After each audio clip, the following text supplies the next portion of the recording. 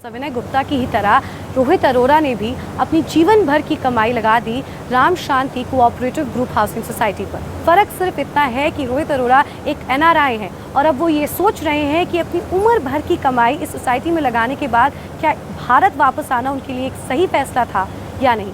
चलिए देखते हैं इस रिपोर्ट में।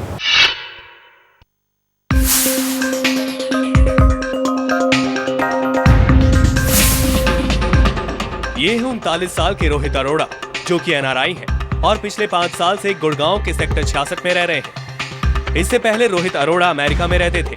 5 साल पहले रोहित ने गुड़गांव में आईटी सेक्टर में खुद का कारोबार शुरू किया। हर आम इंसान की तरह रोहित ने भी अपने घर का सपना संजोया। आसमान छूते प्रॉपर्टी के दाम और बिल्डर्स की जालसाजी से बचने के लिए रोहित अपने घर के लिए काफी मेहनत कर रहे थे। काफी छानबीन के बाद रोहित को गुड़गांव के सेक्टर 52 की राम शांति कोऑपरेटिव ग्रुप हाउसिंग सोसाइटी में ही निवेश करना सही लगा। गुड़गांव में राम शांति सोसाइटी में 2012 में अप्रॉक्सीमेटली 50 लाख रुपए का फ्लैट लिया, जो कि सीजीएचएस सोसाइटी थी, जिसका मानते हैं कि सीजीएचएस सोसाइटी में कोई रिस्क नहीं होता क्योंकि कोई प्रॉफिट नहीं होता, कोई लॉस नहीं होता और मेंबर्स मिलके बनाते हैं। 96 मेंबर्स ने मिलके बनानी थी। रोहित अरोड़ा भारत में इसलिए कारोबार बढ़ाना चाहते थे ताकि वो यहाँ पर अपने परिवार के साथ रह सके और अच्छी जिंदगी बिता सके।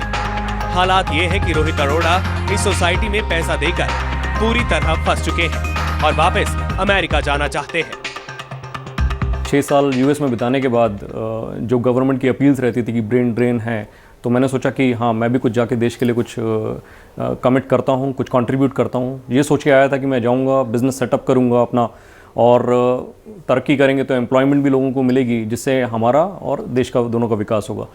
लेकिन हुआ ये कि 2012 में जितनी मेरी जमा पूंजी थी, मैंने एक ऐसे प्रोजेक्ट में लगा दी जिसको सेफ समझा जाता था सीजीएचएस के नाम से। 50 लाख रुपए का फ्लैट मैंने वहाँ खरीदा और हुआ क्या कि उसके बाद से ना फ्लैट मिला, ना पैसे वापस मिले और मैं बस चक्कर पे चक्कर काट रहा हूँ। तकरीबन 100 करोड़ रुपए से ज्यादा का घोटाला इस सोसाइटी के नाम से हो चुका है। ऐसा नहीं है कि बिल्डर्स ही होम बायर्स के साथ धोखाधड़ी कर रहे हैं। गुड़गांव में हाउसिंग सोसाइटी के नाम पर भी बायर्स के साथ धोखे हो रहे हैं, जिससे होम बायर्स की परेशानी लगातार बढ़ रही है। रोहित अरोड़ा और इसी सोसाइटी के दूसरे मेंबर्स कई बार पुलिस और प्रशासन का दरवाजा खटखटा चुके हैं, लेकिन अभी तक इन्हें मिला है तो सिर्फ झूठा आश्वासन। रामेश नकवी, जी मीडिया।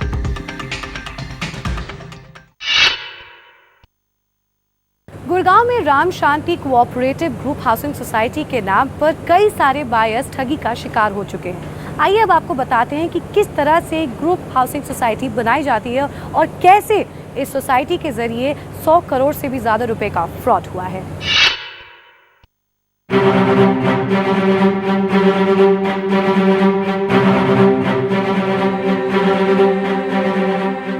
ये है गुड़गांव के सेक्टर 52 की राम शांति कोऑपरेटिव ग्रुप हाउसिंग सोसाइटी, जहां 100 करोड़ रुपए से भी ज्यादा का फ्रॉड हुआ है। होम बायर्स को ये उम्मीद नहीं थी कि ग्रुप हाउसिंग सोसाइटीज के नाम पर भी उनके साथ धोखा होगा। आइए आपको बताते हैं कि आखिर ये ग्रुप हाउसिंग सोसाइटी कैसे बनती है और कैसे इनका काम होता है। कैसे बनती है ग्रुप हाउसिंग सोसाइटी? सबसे पहले कुछ मेंबर्स मिलकर सोसाइटी का गठन करते हैं। सभी मेंबर्स के लिस्ट को बीओए यानी बोर्ड ऑफ एडमिनिस्ट्रेटर को सौंप दिया जाता है। सोसाइटी का गठन होने के बाद चुनाव के जरिए मेंबर्स अध्यक्ष और उपाध्यक्ष का चुनाव करते हैं। सोसाइटी के गठन के बाद इसकी प्राधिकरण में रजिस्ट्रेशन होती है। रजिस्ट्रेशन के बाद सरकार सब्सिडाइज्ड रेट पर जमीन सोसाइटी को अलॉट करती है। फ्लैट्स की कंस्ट्रक्शन की जिम्मेदारी अध्यक्ष की होती है। ग्रुप ऑफ पीपल्स मिलकर आपस में, मान लीजिए 20-30 पीपल्स हैं, वो सब मिलकर आपस में एक स्पेसिफिक पर्पस के लिए सोसाइटी फॉर्म करते हैं और उनका मोटिव जैसे है कि एक सोसाइटी प्लॉट लेना और उसके ऊपर कंस्ट्रक्शन करना, अपने रहने के लिए आशियाना बनाना।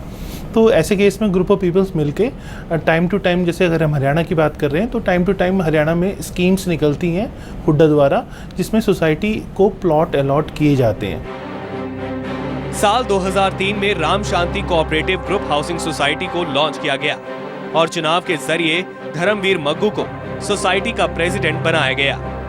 साल 2009-10 में इस सोसाइटी की कंस्ट्रक्शन का काम शुरू किया गया और साल 2014-15 में इस हाउसिंग सोसाइटी में बायर्स को पोजेशन देने का वादा किया। बायर्स ने 80 से 95% की पेमेंट हाउसिंग सोसाइटी को दे दी थी। पिछले 1 साल से कंस्ट्रक्शन का काम रुका हुआ है और धर्मवीर मग्गू पैसे लेकर फरार हो चुका है। बायर्स का यह भी आरोप है कि सोसाइटी के वाइस प्रेसिडेंट रणदीप ने भी सोसाइटी का पैसा अपनी दूसरी कंपनियों में ट्रांसफर कर दिया है। हमें अच्छी तारीख में ये नहीं पता कि हमारा प्रेसिडेंट कहाँ है। ऐसा सुना जाता है कि वो कई करोड़ रुपए लेकर और सोसाइटी से निकालकर और बाकी लोगों से भी पर्सनलाइज पैसे इकट्ठा करके फरार हो चुका है देश से बाहर। वाइस प्रेसिडेंट और सेक्रेटरी जो कुछ भी कर रहे हैं वो कोई ना तो सुनने को तैयार है ना कोऑपरेट करने को तैयार है। होम बायर्स इंसाफ के लिए भटक रहे हैं और कई बार सरकार से गुहार भी लगा चुके हैं, लेकिन अभी तक किसी भी तरह की कड़ी कार्रवाई नहीं हुई है। रामेश नकवी, ज़ी मीडिया।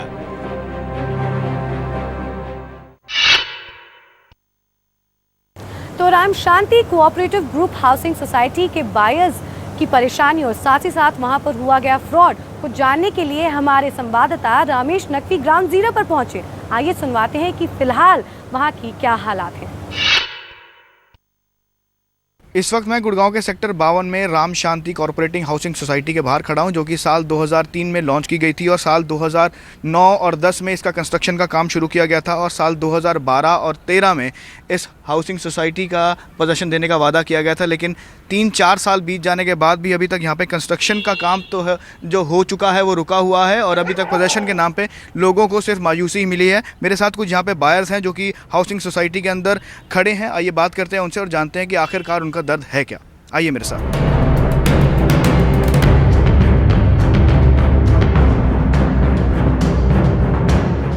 इस वक्त हम राम शांति हाउसिंग सोसाइटी के अंदर आ चुके हैं और मेरे साथ कुछ बायर्स जुड़ चुके हैं। ये जानते हैं कि आखिरकार उनका दर्द है क्या। सर ये बताइए कि कितने साल से आप अपने पोजीशन का वेट कर रहे हैं? इसको टोटल जो है 5 से 6 साल हो चुके हैं। सोसाइटी जो है 2003 में लॉन्च हुई थी। 2010 से इसकी कंस्ट्रक्शन शुरू हुई, जो कि 2013-14 तक मिल जानी चाहिए थी। टोटल 96 लोगों के फ्लैट्स हैं यहाँ पर। लेकिन हुआ ये है कि पिछले साल, क्योंकि इसमें कोई मुनाफा या इसमें नुकसान नहीं होता है, तो मेंबर्स मिलके ही बना रहे थे। लेकिन पिछले साल जो इसके प्रधान थे मैनेजमेंट कमेटी में, जिसमें 7 लोग होते हैं, प्रधान जो है वो सब कुछ बेचकर दुबई भाग गए हैं। कम से कम 1 साल हो गया है और हम रजिस्ट्रार ऑफिस के चक्कर काट रहे हैं गुड़गांव में। 1 साल से अपने घर का वेट कर रहे हैं, अपने हक की मांग कर रहे हैं, लेकिन आश्वासन पे आश्वासन के अलावा इन्हें कुछ नहीं मिल पा रहा। सर मैं आपसे जानना चाहूँगा कि कितने अब जो सूरत हाल जो है वो क्या है? असल में पिछले हफ्ते ऑनरेबल चीफ मिनिस्टर के साथ मीटिंग हुआ था। उसमें एश्योरेंस मिला है कि इसका स्टार्ट जल्दी होगा और कंस्ट्रक्शन स्टार्ट होगा, कंट्रोल वापस मिलेगा। We are looking for that. हो सकता है कि जल्दी होने के बाद इसका काम आगे बढ़े। मैंने भी 12 में सोसाइटी में मेंबरशिप ली थी और मेरे को बताया गया था कि 13-14 में मिल जाएगा, लेकिन अभी वेट कर रहे हैं, कुछ हो नहीं रहा है। अब 16 आ गया और उम्मीद है कि जल्दी ऑनरेबल चीफ मिनिस्टर के इंटरवेंशन के बाद सब कुछ चीज़ इम्प्रूव होगी। कुछ बायर्स यहाँ पे ऐसे भी हैं, मैं आपको बताना चाहूँगा, कि जो EMI भी दे रहे हैं, EMI के बोझ से भी दबे हुए हैं। ऐसे ही एक गृहिणी हमारे साथ हैं जो कि पिछले कई सालों से अपना EMI भी दे रही हैं, रेंट भी दे रही हैं। एक गृहिणी के लिए मैम कितना मुश्किल होता है ये सब का भार झेलना? सर ये सभी जान सकते हैं कि गृहिणी के लिए कितना मुश्किल है EMI भी देना, और इतनी जो टेंशन हमारे ऊपर चल रही है कितने टाइम से, उसको बियर करना। हम यहाँ EMI दे रहे हैं, रेंट भर रहे हैं, कभी रजिस्ट्रार ऑफिस भाग रहे हैं, कभी सिस्टम के पीछे भाग रहे हैं, कोई सुनवाई नहीं है। सर हम थक चुके हैं। मतलब इस देश में इतना आसान है ये कहना, धोखाधड़ी कोई करके यहाँ किसी के साथ भाग सकता है, कोई सुनवाई नहीं है यहाँ पर। अगर होती तो 1 साल से पागलों की तरह हम भाग रहे हैं, क्या कहीं सुनवाई नहीं होती? इतना ईजी है, FIR होने के बाद, अरेस्ट वारंट निकलने के बाद कोई अरेस्ट नहीं हुआ है आज तक। क्या है, क्या कानून है, क्या सिस्टम है यहाँ पर?